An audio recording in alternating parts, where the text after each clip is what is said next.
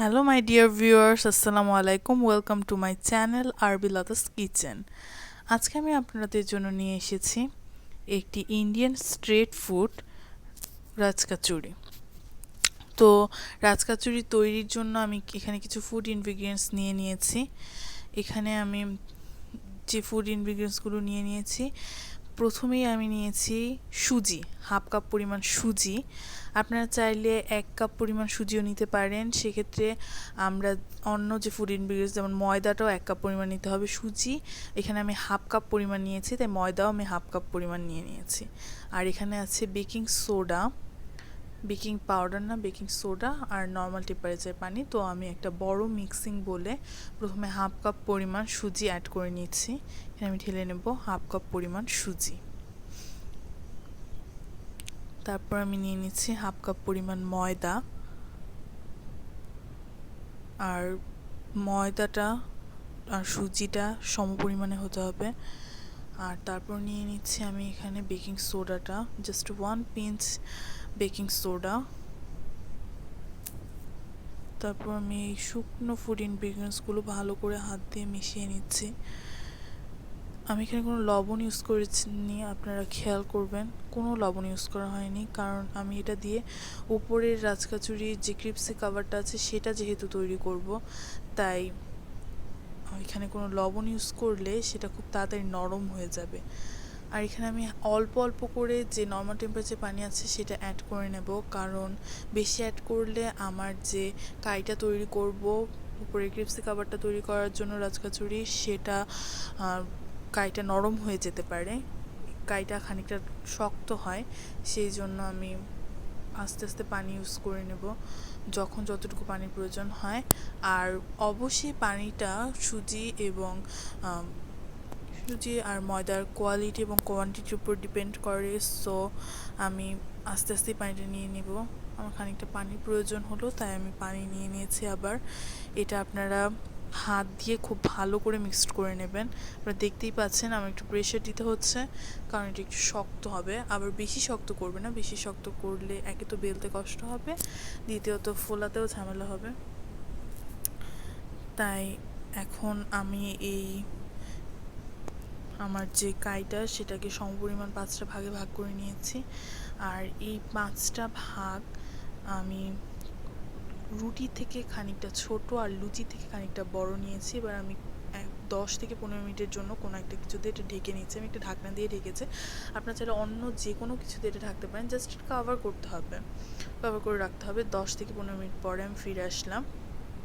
এখন এই দেখতেই পাচ্ছেন এটা আগের যে খানিকটা নরম হয়ে গেছে। এখন আমি এগুলোকে বেলে নিতে হবে। তো এখন আমি বেলে নিচ্ছি।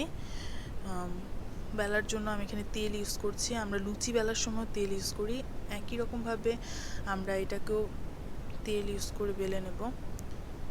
অ্যাকচুয়ালি তেলের উপরেই এটা বেলা হচ্ছে। আপনারা যে সয়াবিন তেলটা আছে সাদা, আপনারা ওটা ইউজ করতে পারেন। দেখতেই পাচ্ছেন আমি লুচি থেকে খানিকটা বড় করে বেলে নিচ্ছি, কারণ এটা যেহেতু একটু ফুলকো হবে, তাই লুচি থেকে একটু বড় করে বেলে নেওয়াটাই বেটার। আপনারা দেখতেই পাচ্ছেন আমার বেলাটা হয়ে গেছে। আপনারা দেখুন পুরুত্বটা কতটুকু হয়েছে। আপনারা বেশি মোটাও করবেন না, এরকম রাখলে বেটার হয়। এবার আমি এটাকে ভাজার জন্য নিয়ে নিলাম। আপনারা দেখতেই পাচ্ছেন তেলটা কতটা গরম হয়েছে। এই অনেক গরম যে তেলটা, সেই তেলের মধ্যে আমি দিয়ে হালকা করে প্রেস করে নিচ্ছি। আলতো হাতে প্রেস করতে হবে। লুচি কিংবা আমার এই কাভারটা যে কোনো কিছু তৈরি করার জন্যই, এই ফুলানোর জন্য মেইনলি এই জিনিসটা খুবই ইম্পর্টেন্ট, যে আলতো হাতে প্রেস করা, তেলের মধ্যে ডুবিয়ে দেওয়া। তো এটাকে আমি ব্রাউন কালার করে ভেজে নেব, বিকজ ব্রাউন কালার করে না ভাজলে একটা ভয় থেকে যায় যে এটা খুব তাড়াতাড়ি নরম হয়ে যেতে পারে। যার জন্য আমি লবণটাও ইউজ করিনি, যাতে লবণটা ইউজ করাতে এটা নরম না হয়ে যায়। আমি এটা খুব ভালো করে ভেজে নেব। আপনি দেখতেই পাচ্ছেন কালারটা কতটা ব্রাইট হয়েছে। এভাবে আপনাদের ভেজে নিতে হবে।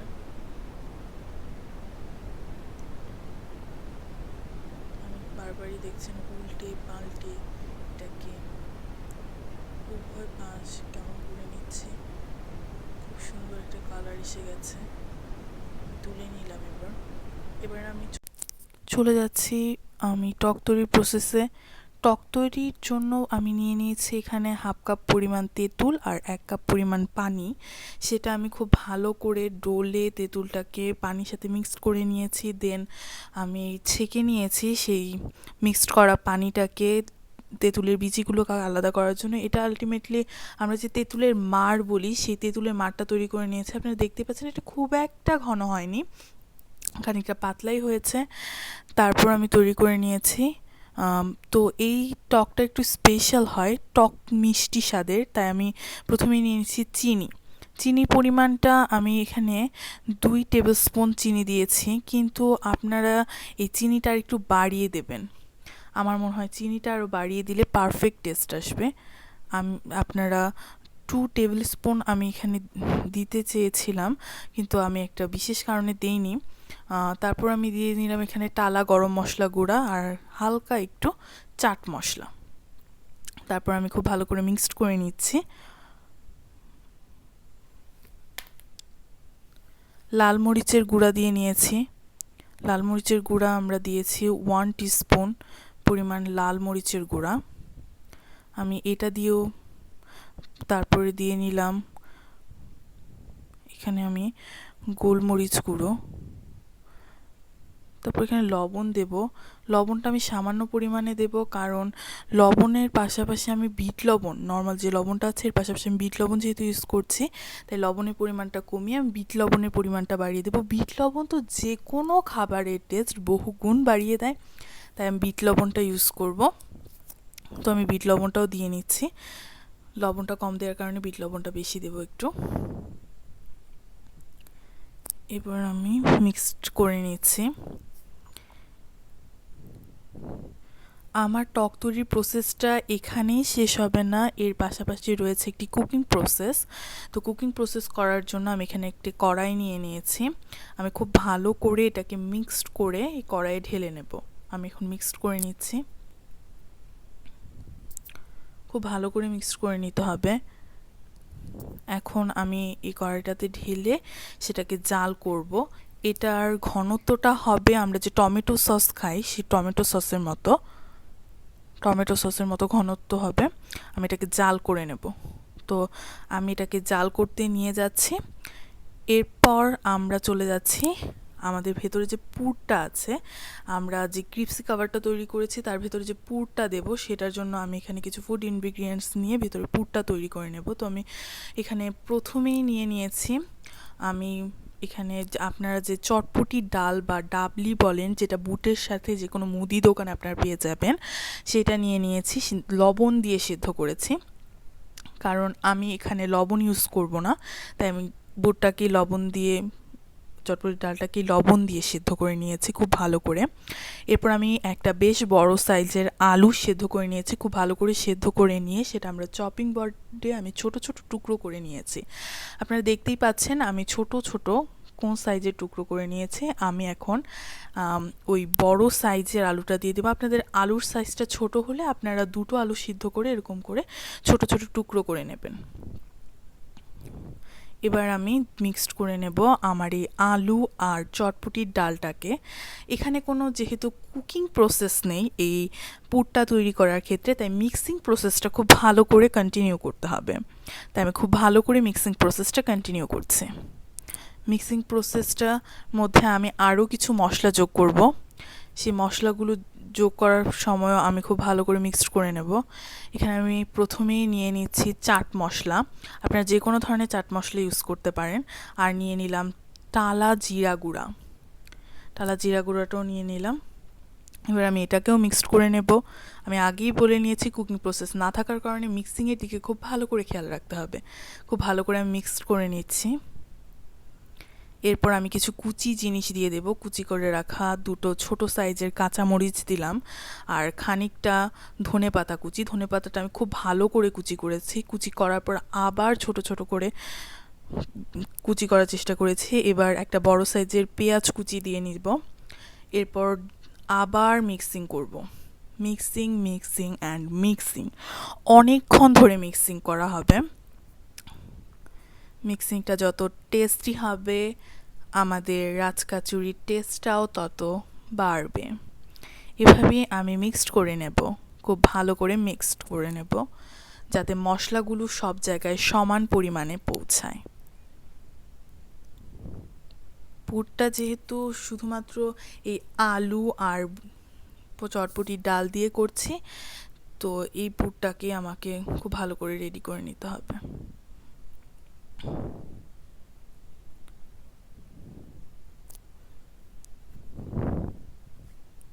আপনারা অনেকক্ষণ ধরে নেড়ে নেবেন।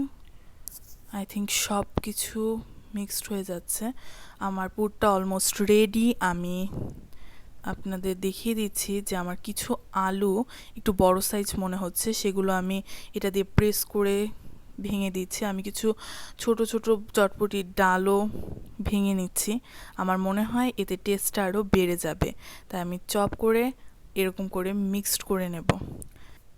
মিক্সিংটা করে নিচ্ছি। এরপর আমি সব ফুড ইনগ্রিডিয়েন্টসগুলো নিয়ে এসেছি। এখানে আমি যেগুলো একে একে তৈরি করে নিলাম, সেই ক্রিপসি উপরের কাভারটা, তারপর আরও যা যা আছে সব কিছু আমি নিয়ে নিয়েছি। আপনারা দেখতেই পাচ্ছেন কতটা ক্রিপসি হয়েছে এবং কতটা ফুলে উঠেছে। আমি দুটো নিয়েছি, বাট আমি একটাই তৈরি করে দেখাবো। এখানে কিছু কুচো জিনিস নিয়েছি, পেঁয়াজ কুচি, বিট লবণ, একটু ধনেপাতা কুচি। আর এই ব্যাপারটা আমি বলে নিচ্ছি, আপনারা দেখে থাকবেন রাজকাচুরির ভেতরে মুগ ডালের তৈরি একটি বড়া কুচি করে দেওয়া হয়, কিন্তু আমি সেইটা করিনি। আমি আপনাদের সুবিধার্থে যাতে আলাদা করে আপনাদের এই ভেজালটা পোহাতে না হয়, তাই এই ক্রিপসি কাভার যেটা তৈরি করেছি সেটাই আমি কুচি কুচি করে নিয়েছি ভেতরে দেওয়ার জন্য পুর হিসেবে। এইটাই নিয়েছি। এখন এটা আপনাদের যাতে ঝামেলা না হয় শুধুমাত্র সেই কারণে নিয়েছি। আপনারা চাইলে মুগ ডালের একটা বড়া তৈরি করে সেটা দিতে পারেন। এরপর আপনারা দেখেছেন আমি কি করে এই মিক্সিং চটপটির ডালটা করেছি। আর এই ব্যাপারটা বলে নিচ্ছে, আমরা ওই যে কুকিং প্রসেসটা করছিলাম টকটা তৈরির জন্য, টক মিষ্টি টকটা তৈরি করার জন্য, সেইটা করার পরে দেখুন ঘনত্বটা কতটা হয়েছে, একদম মনে হচ্ছে টমেটো সস। আমরা নর্মালি যে টমেটো সসটা খেয়ে থাকি ওই ঘনত্বে তৈরি করে নিয়েছি। এরপর আমি এটার পরে আমি নিয়ে নিয়েছি আইসিং সুগার। আইসিং সুগারটা আমি টক দইটাকে রেডি করার জন্য নিয়েছি। আপনারা চাইলে নর্মাল চিনিও নিতে পারেন। আর এখানে নিয়েছি আমি 1/2 কাপ পরিমাণ টক দই। আর এরপর আপনার বাজারে যে কোনো সুপার শপে আপনার যে ভুজিয়াটা কিনতে পাওয়া যায়, সেই ভুজিয়াটা আমি নিয়ে নিয়েছি, নর্মাল যে ভুজিয়াটা। এরপর আমি তৈরি করে দেখাবো আপনাদের মজাদার যেই রাজকাচুরি, সেটা আমি একটা তৈরি করে দেখাবো আপনাদের। একটা তৈরি করে দেখাচ্ছি আমি। আপনারা একই প্রসেসে বাকিগুলো তৈরি করবেন। এটা খুবই ক্রিপসি হয়েছে, তো ক্রিপসি হওয়ার কারণে এটা যখন তখন যেখান দিয়ে ভেঙে যেতে পারে, আর বেশি ভেঙে গেলে যেহেতু প্রবলেম, সেহেতু আমি খুব আস্তে ধীরে আমার এই ক্রিপসি কাভারটা ভেঙে নিচ্ছি। আপনারা খুব সাবধানে ভাঙবেন এই ক্রিপসি কাভারটা। তারপর আমি ভেঙে নিয়ে এখন পুরগুলো দেওয়ার পালা। আমি একে একে সবগুলো পুর দিয়ে দেব। সবগুলো পুর এটার ভেতরে সম পরিমাণে দেব তেমনটা না, যার যার টেস্ট অনুযায়ী সেই পুরগুলো একে একে দিয়ে নেবে। তো আমি প্রথমে এখানে যে আমি ক্রিপসি কাভারটা কুচি করে নিয়েছিলাম সেটার 2-1টা দিয়ে নিচ্ছি, শুধুমাত্র হালকা একটু দিয়ে নিচ্ছি। তারপর আমি যে মিক্সিং যে আলু আর চটপটির ডালের যে মিক্সিং যে পুরটা তৈরি করেছি সেটা দিয়ে নিচ্ছি। এটার পরিমাণটা একটু বাড়িয়ে দিলে আমার মনে হয় টেস্টটা বাড়ে, তাই আমি এটা একটু বাড়িয়ে দিলাম। তারপর আমি আবার দিয়ে নিচ্ছি আমার কুচি করা ক্রিপসি কাভারটা যে আমি নিয়েছি, ওইটা আমি আবার দিয়ে নিচ্ছি। আপনারা চাইলে অন্যভাবেও ডেকোরেট করতে পারেন। এরপর দিয়ে নিলাম সামান্য একটু পেঁয়াজ কুচি। পেঁয়াজ কুচিটা আপনারা চাইলে আবার পরে টক দেওয়ার পরেও নিতে পারেন। এখানে পেঁয়াজ কুচি দেওয়ার পরে হালকা একটু বিট লবণ ছিটিয়ে আমি খানিকটা ধনেপাতা কুচিও দিয়ে নিয়েছি। এবার আমি তৈরি করে নেব টক দইটা। টক দইটা আমি 1/2 কাপ পরিমাণ টক দইয়ের মধ্যে কিছুটা এখানে 2 টেবিল চামচ আমি আইসিং সুগার নিয়েছি। আপনারা চাইলে চিনি ইউজ করতে পারেন, কিন্তু চিনির দানাটা যেহেতু থেকে যাওয়ার একটা সম্ভাবনা থেকে যায়, তাই আমি এখানে আইসিং সুগারটা ইউজ করাটা বেটার বলে মনে করেছি, তাই আমি এখানে আইসিং সুগারটাই নিয়ে নিয়েছি। আপনারা একটু আইসিং সুগারটা যদি ইউজ করতে পারেন সেটাই ভালো হয় বলে আমি মনে করি। আপনারা চাইলে চিনিটাও ইউজ করতে পারেন। আপনাদের যদি আইসিং সুগারটা রেডি করাটা ঝামেলা বলে মনে হয়। এরপর আমি দিয়ে নিচ্ছি টক দইটা। আমার মনে হয় টক দইটা একটু বেশি পরিমাণে দিলে টেস্টটা বহুগুণ বৃদ্ধি পায়, তাই আমি টক দইটা একটু বেশি করে দিয়ে নেব। আর আপনারা খেয়াল করে দেখবেন রাজকাচুরি যেটা রেস্টুরেন্টে যে আমরা খেয়ে থাকি সেটার মধ্যে যে ফুড ইনগ্রিডিয়েন্টসগুলো দেওয়া হয় তা বাইরে থেকে খুব ভালো করেই দেখা যায় যে ফুড ইনগ্রিডিয়েন্টসগুলো দেওয়া হয়, তাই আমি একটু বাইরের দিকে দেওয়ার চেষ্টা করছি। এবার আমি সসের মতো করে যে টকটা রেডি করে নিয়েছি সেটাও দিয়ে দিচ্ছি, একটু বাইরের দিকে দিচ্ছি। আপনারা খেয়াল করে দেখবেন সব কিছু একটু বাইরের দিকে দিচ্ছি। আর উপরে আমি ভুজিয়াটা একটু প্রেস করে নিচ্ছি হালকা করে। ভুজিয়াটা প্রেস করে নিলে একটু নরম হয় আর খুব ক্রিপসি যে ভুজিয়াটা, সেজন্য আমি দিয়ে নিচ্ছি। এখন ভুজিয়াটা দেওয়ার পরে আমি আরেকটু টক দই দিয়ে নেব, যেহেতু আমি বললাম যে বাইরের দিকটায় অনেকটা আমি একদম রেস্টুরেন্টের মতো করে সার্ভ করতে চাইছি, তাই আমি বাইরের দিকটায় আরেকটু টক দই দিয়ে নিচ্ছি। এরপর আরেকটু টকও দিয়ে নিলাম বাইরে। এটা আপনারা না করলেও পারেন, আমি যেহেতু রেস্টুরেন্টের মতো সার্ভ করতে চাইছি শুধুমাত্র এই কারণে। এখন আমার তৈরি হয়ে গেল মজাদার স্বাদের রাজকাচুরি। রাজকাচুরিটি দেখে খুবই ইয়াম্মি মনে হচ্ছে। আমি আশা করি আপনারা আমার রেসিপিটি ফলো করে বাসায় এই ইয়াম্মি রাজকাচুরিটি তৈরি করে খাবেন। আমার রেসিপিটি আপনারা ফলো করবেন প্লিজ। আর আমার রেসিপিটি যদি আপনাদের ভালো লেগে থাকে তাহলে প্লিজ লাইক, কমেন্ট আর শেয়ার করতে ভুলবেন না। আর অবশ্যই আমার চ্যানেলকে সাবস্ক্রাইব করে আমার সঙ্গে থাকবেন প্লিজ। আর আমার চ্যানেলে যদি কোনো এডিশনের দরকার হয় আপনারা সেটাও আমাকে কমেন্ট বক্সে কমেন্ট করে জানাবেন। আর আপনাদের যদি রান্না বিষয়ে কোনো সাহায্যের দরকার হয় সেটাও আমাকে কমেন্ট বক্সে জানাবেন। আপনাকে হেল্প করার জন্য আমার এই চ্যানেলটি খোলা। Thank you everyone.